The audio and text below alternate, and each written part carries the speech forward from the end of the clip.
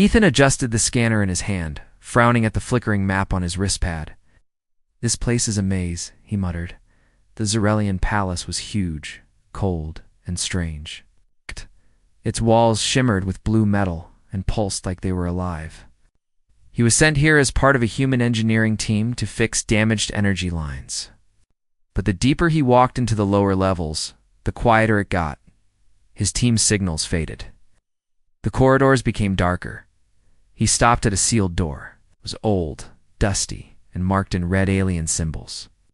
He tapped the wall gently, feeling a "We come beneath it. Emergency energy leak detected." Somewhere inside, Ethan said, mostly to himself. His translator buzzed, scanning the symbols. "Forbidden wing, do not enter." He hesitated. "Just turn around." That's what his training said. S. But something inside pulled him forward. The energy leak needed to be fixed. Someone could get hurt. He placed his override chip against the panel. The door hissed open. What hit him? First was the cold, then silence, then a soft mechanical whir, like breathing machinery. The room inside was dim, lit only by a flickering ceiling light. At the center sat a girl, a woman, tall, pale, slender. She sat motionless in a hover chair. Her hair was silver blue, flowing down her shoulders. Long alien ears curled upward, like silver leaves. Her skin was marked with royal tattoos, but her legs, they didn't move. Ethan froze. Her eyes snapped toward him, bright, violet, and full of fear. One hand reached for the alert panel beside her. He raised his hand slowly. "I'm not here to hurt you." She narrowed her eyes. "You're human." He nodded. "Ethan. Engineer. I didn't mean to intrude." "There's a power issue in this wing. Its wing is sealed," she said sharply. Her voice was beautiful, but tired. "No one comes here." Well, he gave a small smile. "I guess I got lost." She blinked. He glanced around, trying not to stare too long. The room was plain. Dusty, nothing like the glowing royal halls above. The walls were cracked, the bed untouched. Even her hover chair sparked at the joints. "I can fix your lights," he offered gently. She didn't speak. Didn't stop him either. He moved carefully, pulling a small toolkit from his pack. As he worked, he asked, "You live here?" "I exist here," she said. He looked back. "That sounds lonely." She didn't reply. A few minutes passed in silence. The light above finally stopped flickering.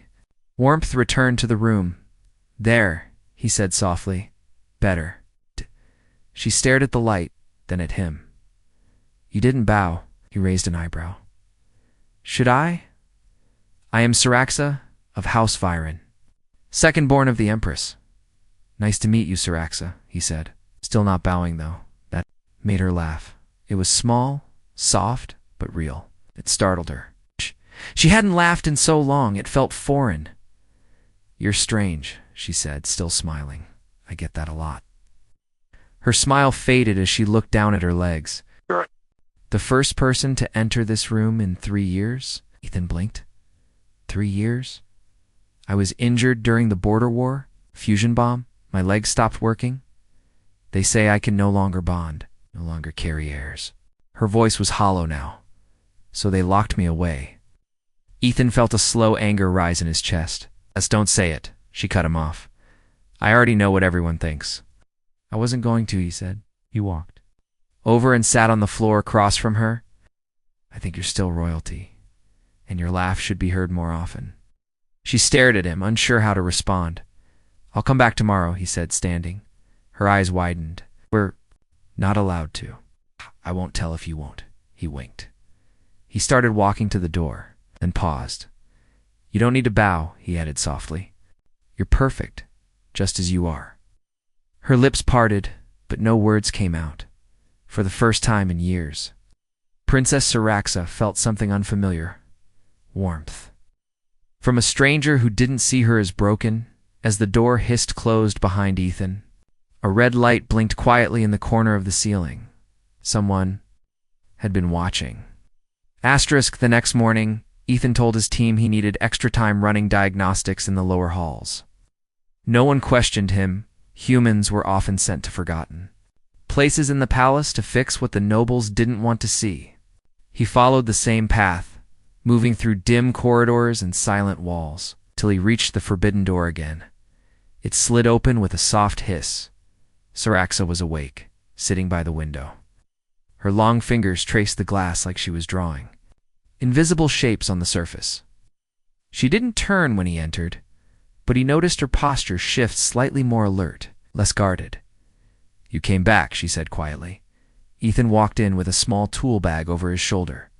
"I brought something for your hover chair. Sparking a lot, and the gyros are completely out of balance." She raised one elegant eyebrow. "You came all this way to fix my chair?" "I came because I wanted to see if you'd laugh again." He replied. Saraxa blinked. She wasn't used to honesty. Not from her people, not from anyone. He knelt beside the chair, examining the base. "You know, this model's outdated. I can rebuild it with better tech from my ship. Give you more balance, more control." "Why?" she asked softly. "Why? Help me." He didn't answer right away.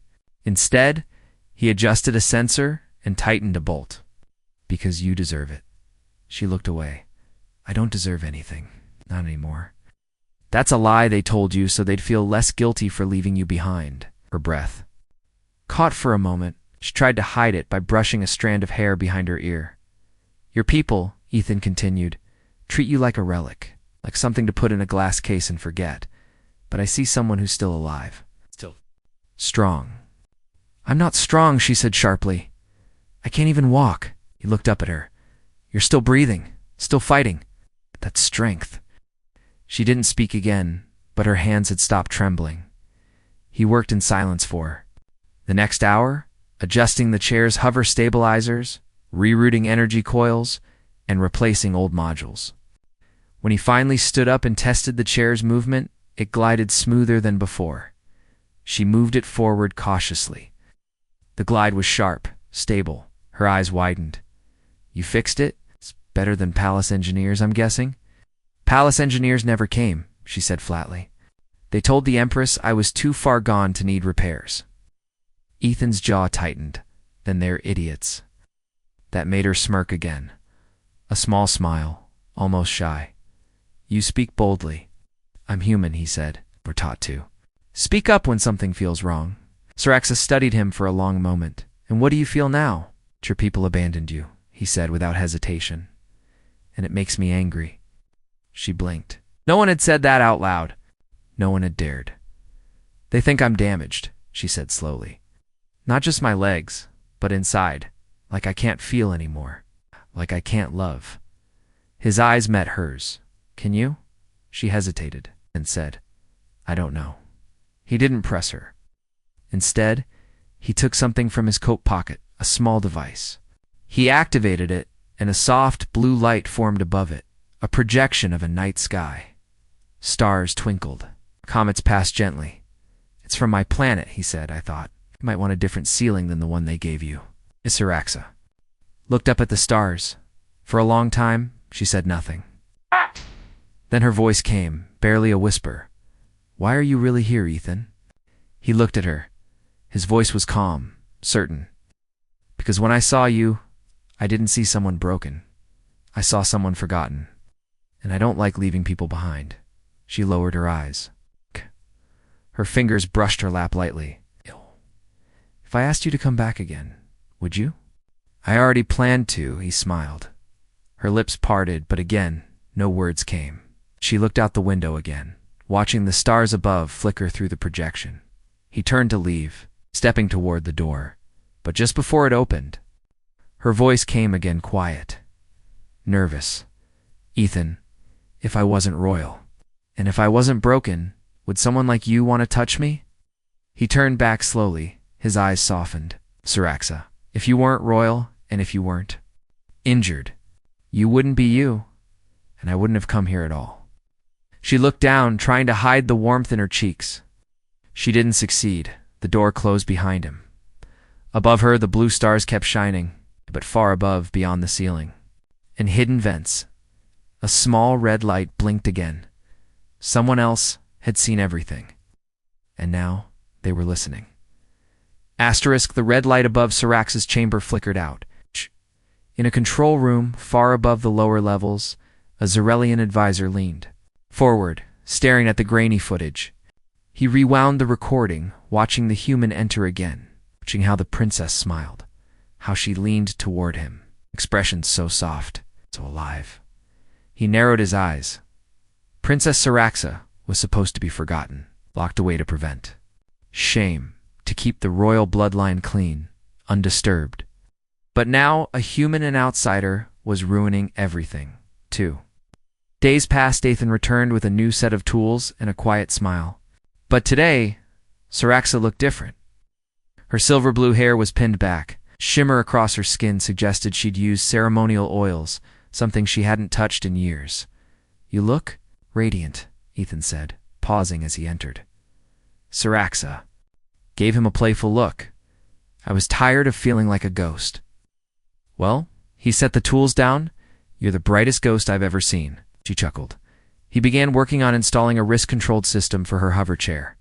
"This should let you move around more easily. Faster turns, better balance. You'll be able to reach most of the palace if you want." Her expression faltered. "They'll never let me back into the upper levels. You'll go if you choose." "Two," Ethan said firmly. "I don't think anyone here has the right to stop you." She watched his hands. Steady, gentle, confident. "You speak like you still believe in justice. I believe in people. I believe they can change," he said, then paused. "Or be reminded of who they used to be." Syraxa was quiet. Softly, "Do you think I can still be loved?" Ethan stopped working. He looked at her. "Yes." No hesitation. "None." She breathed in long and slow. "Even like this. Even if I can't give you what others could." "Syraxa," he said gently, "if someone only loves you for what you can give them, that's not love. That's trade." She blinked fast, fighting something behind her eyes. He moved to sit across from her, folding his arms. "Can I tell you something?" She nodded. "When I first arrived on this world," he said, "they told us not to touch anyone, not to speak unless spoken to. They warned us your people see humans as tools, temporary, replaceable." Mr. Raxus' expression darkened. "But then I met you," Ethan continued. "You weren't cold. You weren't proud. You were just hurt. Alone." She leaned forward, her voice soft. "I never meant for you to see me like this. I'm glad I did." Silence stretched between them. Then slowly, she reached out. Her fingers brushed his hand. Her touch was cold at first, then trembling, then still. Ethan didn't move. He simply turned his hand and wrapped his fingers around hers. They stayed. Like that for a long time, until the moment shattered. The chamber door hissed open. A group of armored guards stormed in 3 Zarelians, and a taller one wearing the advisor's robes. Syraxa gasped, and Ethan shot to his feet, stepping in front. "Of her," the advisor sneered. "Step aside, human." "She hasn't done anything," Ethan said sharply. "You are in a sealed wing. Unauthorized entry." "You are in violation of palace law," Syrax's voice rang out. "He's here on my request. He's repairing my systems." "You are not allowed to issue requests," the advisor said coldly. "You have no standing. No place in court. You're just a breathing memory." Ethan clenched his fists. "She's more alive than any of you." The guards moved forward. Syraxa reached for her panel. "Stop, don't touch him." The advisor raised his hand, removed the human. One guard grabbed Ethan by the arm. Didn't fight, but he looked back at Syraxa as they dragged him toward the door. "I'll come back," he said. "I promise." But Syraxa knew what happened to humans who made promises like that. They disappeared. The door sealed behind him, and the room turned cold again. Hours passed. Syraxa sat alone, her fingers still curled around the shape of Ethan's hand. But he was gone now, taken because of her, because he made her smile, because he saw her. The projection of the stars still glowed above her, but they didn't feel the same anymore. Then her door chimed again, slowly this time. No guards. No advisor, just a single figure walked in. The Empress, tall, regal, wearing flowing black robes, trimmed with crystal lines. Ow. Her crown pulsed with quiet energy. Her golden eyes swept over her daughter. Syraxis stiffened. "I didn't expect you," she said, her voice suddenly formal. "The Empress said nothing at first. Then they told me a human touched you." Syraxa looked up, ready to defend him, but the Empress knelt before her. "My child," she whispered, "do you still know how to love?" Syrax's voice cracked. "I never stopped. They just told me I wasn't allowed to." The Empress placed a hand over her daughter's. Then, "Maybe it's time we changed the law." Asterisk. The human was gone, locked away in some dark cell, far from the royal halls, far from her reach. Syraxa stared at the empty space where he used to sit, the soft blue stars still spinning lazily on the ceiling. The air in her chamber felt heavier now, as if the walls knew what had been stolen from her, and yet something inside her had shifted, something warm, alive. Her mother, the Empress, had seen it too. Hours earlier. After the Empress left, Syraxa was not the same. For years, she had allowed silence to become her chains. But now, with her fingers still tingling from the memory of Ethan's touch, she began to move. She slid toward the wall panel she hadn't opened in months.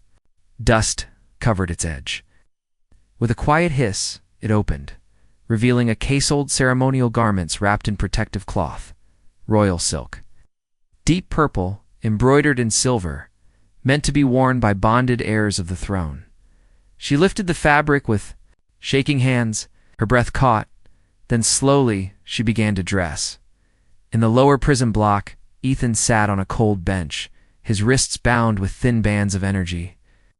The room was dark, alien. The only light came from the security drone hovering.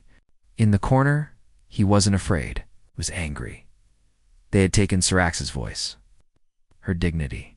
And now, they were trying to take away the only good thing left in her world connection. Footsteps echoed down the hallway. The door opened, but it wasn't a guard. It was a figure draped in shimmering fabric, with glowing gold eyes, and the unmistakable bearing of a ruler. The Empress. Ethan stood as best he could. "Your Majesty." She studied him, silent, cold. Then, without warning, she waved her hand. The energy cuffs deactivated. "You touched my daughter," the Empress said flatly. "I did," Ethan replied, "because no one else would." Pause. She smiled. The Empress whispered, "I haven't seen her smile since the day she was wounded." Ethan lowered his gaze. "She deserves to smile every day." The Empress's lips tightened. Oh, you're "Bold, I'm human." For the first time, the Empress almost smiled. "Follow me." When the doors to the high chamber opened, the court fell silent. Advisors, nobles, and guards turned to look. At first, they stared in shock. Then whispers spread, because entering the chamber supported by her hover chair, wrapped in royal silks, her silver hair braided in ceremonial knots, was the forgotten Princess. Axa. Alive, unashamed, unbroken. Behind her walked Ethan, his uniform cleaned, posture straight. By his side was the Empress, who walked with quiet power, the Grand Advisor.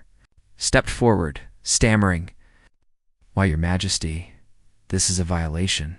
"The princess has no standing, she does now," the Empress said, her voice like thunder. Syrax's hover chair rolled forward to the center of the room. "I was cast aside," she said, her voice steady, "labeled unfit. Hidden away, like a shameful secret, but I am no longer quiet. I am no longer afraid." The nobles shifted uncomfortably. Few lowered their eyes. "I did not ask to be wounded," she continued, "but I also did not ask to be forgotten."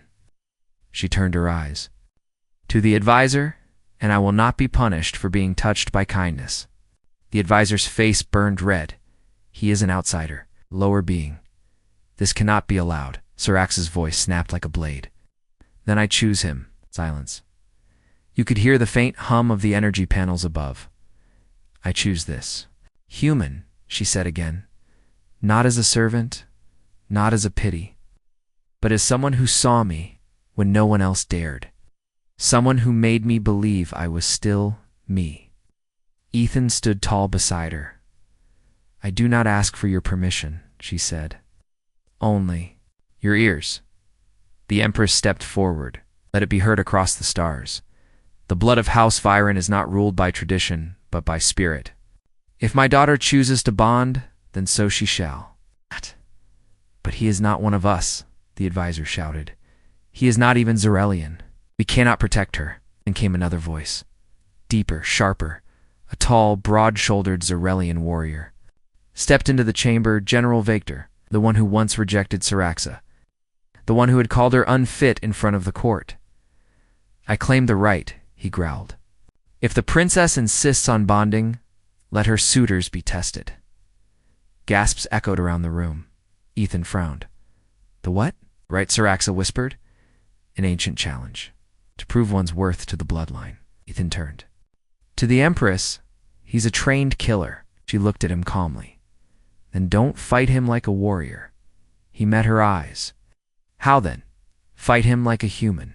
Once Ethan stepped forward into the arena circle forming in the middle of the court, Saraxa's heart pounded. She had just started to feel alive again. Now they might take him away too. But Ethan didn't flinch. He looked across at the towering Zarelian challenger. Then he looked back at Saraxa and smiled.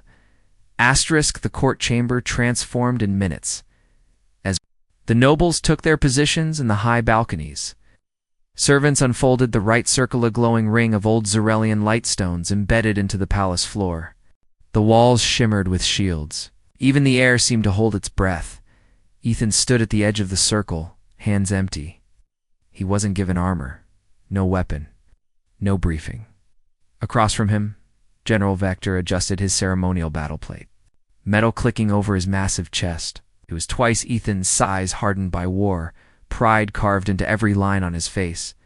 This is madness. Shh. One noble whispered. He won't last a minute, said another. But Saraxa said nothing. Her eyes locked on Ethan. Her hover chair hovered inches above the floor. Unmoving, unreadable, but her hands gripped the edges so tight her knuckles paled. Ethan glanced at her once, then stepped into the circle. The stones lit up, sealing the two men inside. An old advisor raised the staff of law. By the right of blood, the challenger must prove strength, instinct, and loyalty. Any failure ends the bond. Oh. Any victory earns the crown's favor. He paused. Begin. The crowd fell silent. Victor moved first fast, heavier than expected. With practiced skill, he'd lunged at Ethan, who dodged just in time, rolling toward the side. Ethan had no blade, no shield, just his brain. He remembered what Saraxa said, don't fight him like a warrior. So he didn't. As Victor charged again, Ethan reached into his belt, pulled out a small device, a signal disruptor. Not a weapon, a tool. He slammed it on the floor, sent a pulse of sound, sharp, confusing. Vector's visor flickered. His movement slowed. The crowd gasped. Ethan ran, not away, but toward a pillar of control crystals along the circle's edge. He tapped the panel, bypassing it with a fast sequence. The arena dimmed, shifting to black light mode. The audience now saw only silhouettes, but Ethan had infrared filters in his eyes. Standard for human tech workers. Now he could see clearly. Vector Sewell. Ethan moved fast, staying behind him, never letting the general lock on. Each time Vector struck, he missed. The nobles began to murmur. He's not fighting. He's planning. He's planning. He's turning the right into a puzzle. Ethan finally approached the center of the ring. He placed down a small beacon-an amplifier. A hum vibrated across the chamber. Then, a voice echoed, Saraxa's voice. From the beacon, I am not broken, it said, clear and powerful. I was forgotten, and he remembered me. Load again. Louder, Vector. Stumbled. What is this? Ethan finally faced him, sweat running down his neck. You wanted to prove strength? It just proved hers. Vector roared and swung wide. Ethan ducked, rolled, and kicked the general's leg out from under him. with a heavy crash. The massive warrior hit the floor. Gasps rose from every corner. Ethan walked up slowly, unafraid, and pressed a finger to the center of Victor's armor. You were born with power. I built mine. I chose her. Vector snarled, but he didn't move. His pride was bleeding more than his body. The advisor raised the staff again. The human has completed the rite. Silence. Then the Empress stood. All eyes turned. She looked down at Ethan, covered in dust, bruised, breathing heavy. Then at her daughter, Saraxa of House Viren, she said, voice echoing across the hall. Do you accept this human as your bonded? Saraxa moved forward, past the guards, past the fear. She rolled into the circle, lifted herself with shaky arms from her hover chair, and stood just for a moment, her weakened legs gripping Ethan's shoulder. Her voice didn't tremble. Do! Cheers erupted. Some nobles clapped out of duty, others out of awe, but most out of surprise. Saraxa smiled for the world to see, and Ethan. He caught her just as her knees gave out, holding her gently in his arms. Easy, he whispered. I've got you. I know, she whispered back. You always do, later that night. The stars above the palace burned brighter than usual.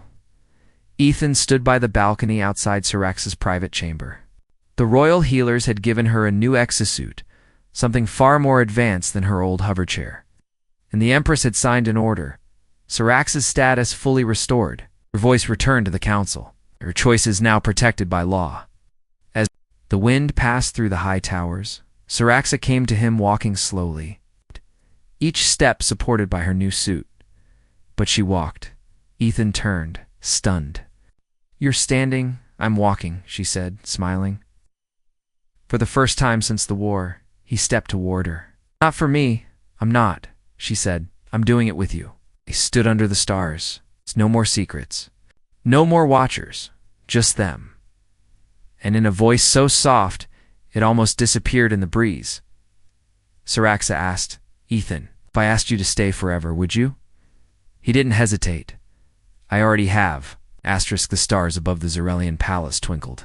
Peacefully, but inside the dark chambers below the throne wing, something stirred in the sealed catacombs, behind layers of rusted gates and stone code locks. A figure stood before an ancient machine one, older than the Empress herself. It hummed softly, pulsing with dull red light.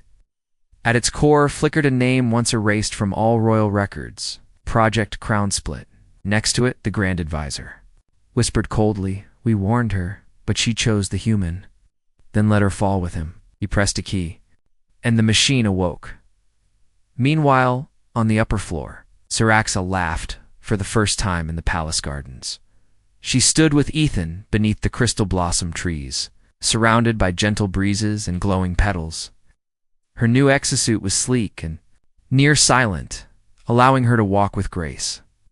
A thin silver scarf trailed behind her, symbol of bonded royalty. I didn't even remember these trees bloomed in summer, she said. That's because you were locked in a cold room for 3 years, Ethan replied, brushing a loose petal from her hair. She looked at him. And you found me.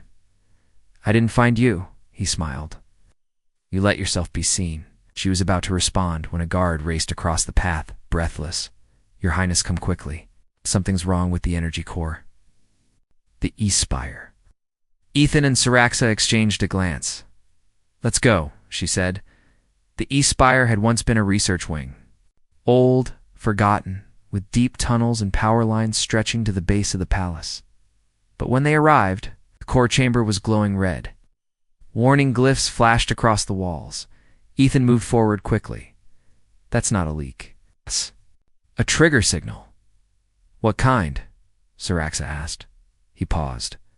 The kind that activates something. Suddenly, from the far wall, an explosion ripped through the shielding. Stone and plasma scattered. A hidden door blasted open, and from within, it stepped a machine. No, not a machine. A construct. Humanoid in shape, but taller than any warrior. Made from black Zerelian alloy and human combat tech. Its eyes glowed blue, and on its chest an old symbol of House Viren with a scar slashed through it. Target. Acquired, it said in a cold, robotic voice. Ethan pulled Saraxa behind a pillar. Move. The construct fired pulse rounds, shattering stone and burning the floor. Guards rushed in, only to be tossed aside like dolls. Saraxa gritted her teeth. What is that? Military experiment, Ethan said. Bixed biotech. Probably locked away when it went rogue. Why now? 'Cause someone activated it. Her eyes went cold. The advisor. Construct turned again. Royal blood identified. Eliminate. No, Ethan shouted. He sprinted out from cover, pulling a disruptor grenade from his belt. He hurled it direct hit. The machine sparked, staggered, but didn't fall. Instead, it adapted.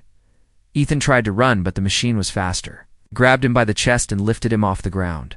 Saraxa screamed. Let him go. The construct. Turned. Bond confirmed. Weak point located. Hurled Ethan across the room. He hit the wall hard, groaning, barely moving. The guards shouted. The machine moved for Saraxa, but she stood her ground. She reached for her exosuit's control. Panalan disabled it. She fell to her knees. The construct paused. Mobility failure detected. She stared at it, breathing heavy. You want me to be weak? Fine. But I'll never be silent again. She reached down, pulled a hidden plasma pistol from beneath her robes, and fired straight into the machine's face. The shot struck clean. The construct reeled from behind. Ethan, bruised, coughing, dragged himself upright, pulled a second disruptor from his boot, and slammed it into the exposed port on the construct's back. It shrieked in mechanical agony, short-circuited, then collapsed in sparks and smoke. Silence, then the lights dimmed. The alarm stopped. Guards ran in to secure the chamber. Ethan dropped beside Saraxa, panting. You didn't run. Neither did you, she whispered. They held each other there on the stone floor. Covered in dust, sweat, and the scent of battle, she touched his face gently. We're not done, are we? He shook his head. Not yet. Someone sent that thing, and I'm guessing. He still sits in the palace. That night, Saraxa stood before the throne chamber, no longer dressed in soft silks. She wore her armor. Silver gray, lined with blue light, carrying both her royal crests and a human-inscribed mark over the heart. And beside her, Ethan walked without fear. The Empress stood at the center of the court. She said nothing at first, but her expression was fierce. The attack came from inside, Saraxa said. The machine crown split was not a ghost of the past. It was activated. Today, the court murmured. The Empress turned to her daughter. Do you know who is responsible? I do, Saraxa said coldly. The Grand Advisor? Gasps spread. But the advisor didn't deny it. He simply straightened his collar and said, I did what had to be done. You were leading us to ruin. Saraxa stepped forward. No. I was leading us to the future, she pointed to Ethan. This human saved your city, your people, your daughter, twice, and you tried to kill him. Kill me. The Empress raised her. Hand enough, she said. 2 guards moved forward. The advisor's eyes narrowed. You may silence me, he said. But there are others who still believe. Let them watch, the Empress said coldly, as Zarelian law evolves. He was dragged out in silence. Later, alone in the garden again, Saraxa and Ethan sat under the glowing trees. She looked at him quietly. I should be scared, that they'll never accept us. They don't have to, he replied. You all ready? Did she leaned into him? There's just one more thing I want. What? Her voice was soft, warm. Say it again. He smiled. You're perfect, just as you are. The days after the attack were filled with change. The Grand Advisor's betrayal had shaken the court. For centuries, the Zarelian elite had hidden behind tradition-pure bloodlines, arranged bonds, silent obedience. Oh, but... Now the palace hallways echoed with a new name. Sir, not as a forgotten princess, but as a voice of fire. Every chamber she entered grew quiet. Every noble who had once looked away now watched her with awe or fear, and always at her side was Ethan the human, who, had dared to touch a broken royal. The man who rewrote the right, the one who stood when no one else did, but even after peace returned, something still stirred inside Saraxa. A weight not yet lifted, not until it was finished. She returned to the old wing, the forbidden hallway where it all began. Her old hover chair sat in the corner, dust covering its edges. The cracked walls, the flickering light, nothing had been touched. It was like time had paused, still waiting for her to return. Ethan stood behind her in silence. He didn't say a word. Saraxa looked around the room, her eyes moving from the corner where she once wept to the window where she had first watched him repair the lights. She turned slowly. "I hated this place," she whispered. It was a prison, a cage, but somehow he made it a beginning. He stepped forward. "Do you want me to help tear it down?" She smiled. "No, I want it to stay." He blinked. "Not as a cage," she said, "but as a reminder. Even in the darkest places, something new can grow." The Empress soon summoned the High Council for a historic decree. For generations, the right of bonding had excluded the weak, the injured, and the non-Zarelian. Saraxa stood before them in her armor, holding Ethan's hand, and the Empress spoke. "The law once said a royal bond could only be made through blood. Today I say, let it be made through choice." Some nobles protested. Others simply bowed. But no one dared oppose the Empress now, with Saraxa watching. A few nights later, under the light of 3 moons, the palace gardens bloomed in colors only seen once every 20 years. Lanterns floated through the air. Music played from every balcony. Zarelians gathered in robes and silks. Humans from the Alliance Station were invited too, though most stood back, sure of their place in such grandeur. But they were all there, to witness one thing, a union never imagined possible. Ethan waited under the glowing blossom tree. It's the same one where he'd once brushed petals from her hair. His suit was simple, earth-made, no weapons. Just a small pin over his heart, etched with her crest. When Saraxa arrived, the garden fell silent. She wore flowing silver and violet, with a woven chain of crystals across her shoulders. Her exosuit moved like it was part of her body, elegant. Strong, her silver hair glowed in the moonlight, and when she reached him, she said simply, "I'm not asking permission. I'm giving you mine." He took her hand, then let me do the same. The Empress stood before them, her voice steady. "By the law of old and the law we choose today, let this bond be witnessed not by blood or power, but by will." Saraxa turned to Ethan. "Will you stay with me, even when my legs fail and my voice trembles?" He nodded. "I already have." He looked at her. "Will you walk beside me, even when I stumble and doubt myself?" She smiled. I never stopped. Together, they sealed the bond, not with royal tradition, but with a kiss. The garden exploded in light. The crowd cheered. 1,000 voices rose, but Saraxa only heard his breath against hers and the quiet thump of his heart under her hand. Later, that night, away from the noise and gold, they returned to her chamber. Not the old one, not the broken wing. A new space built for her by her own design. Walls lined with stars, windows open to the sky. Her old hover chair placed in a glass display beside a plaque that read "The Beginning." Ethan sat beside her. On the bed, tracing a faint scar across her arm. "Do you still think they'll follow you?" he asked. She looked toward the city outside. Lights danced on every tower, and for the first time, she saw humans and Zarelians walking together, not as enemies, but as equals. "They don't have to follow me," she said. "They just have to see me. See us." He leaned closer. "What now, princess?" Oh. She looked at him with those violet eyes. "Now, we write the next chapter." He laughed softly. "Still writing, even after all this?" "I have to," she said, leaning into him. "There are others like me, locked away, forgotten. Maybe they'll hear our story and remember who they are." He kissed her forehead. "Then let's make it loud." Far above the palace, on a silent satellite drifting in orbit, an old beacon flickered on. A message had been sent across the stars. Zarelian royalty has bonded with a human. In a shadowed control room far away, a group of alien leaders read the signal. One leaned forward and said, "The Empire is changing." Another replied, "And humanity has just become part of it." Final line. Back in the royal chamber, Saraxa curled beside Ethan, voice a whisper as sleep pulled her under. "You didn't fix me," she murmured. "I know," he whispered. "Back, you just loved me, while I fixed myself." And in the glow of starlight, she smiled, whole proud, and finally free. Asterisk.